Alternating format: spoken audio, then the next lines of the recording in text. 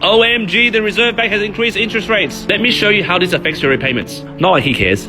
Now let me break down how a 0.5% increase will affect your repayment on a weekly, fortnightly, and monthly basis. Say your current home loan is $650,000, it's owner-occupied, and it's on principal and interest. And me jumping into the market today at 3:29 p.m. to check the rates, the cheapest rate is with Kudos Bank at 2.59 on owner-occupied. Now again, I'm saying today's rates, which means new business rates, which means if you go to the bank today, they'll throw you those rates. Now, most of you who are watching this, you're probably existing homeowners and with existing home loans with existing lenders.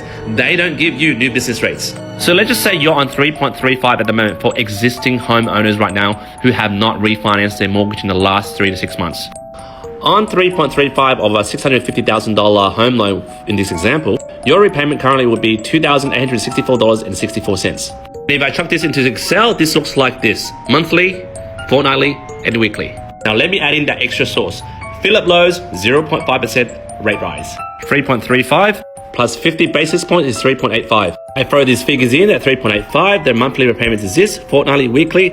That works out to be monthly $182 more, fortnightly $84 more, weekly $42 more. Now obviously the banks being the banks, won't just increase the rate rise per the 50 basis point increase. If you look at my cost of funding BS graph, and the RBA rate rise is here, the little dotted lines. This black line shows how the hungry-mongering banks take advantage of these simple small rate rises to hike up the profits of their interest rates. Oh, the Reserve Bank increased their rates, so we have to increase your rates because the cost of funding has increased. Have you heard that before?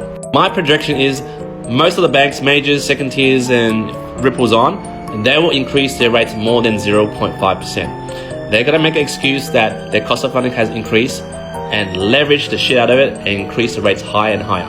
Just look at ANZ a few months ago. There was one rate rise.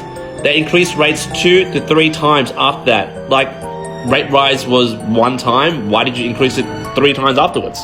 If, for example, if the banks raise the rates by 1%, which they generally do more than 0.5% recommended, your repayments will look like this, and you'll be paying $371 more per month. Fortnight is this much, and this much is weekly. What's the best solution against this? If people were watching these TikToks before, 6 months ago, I told you to fix your rates when rates were at 1.89, but no one listened, did they? You either fix your rates now or be slowly cooked, like this frog over here.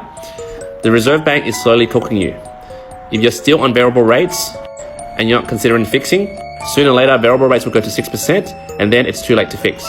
And by then, you're cooked, like this frog. Obviously my humble opinion, and good luck.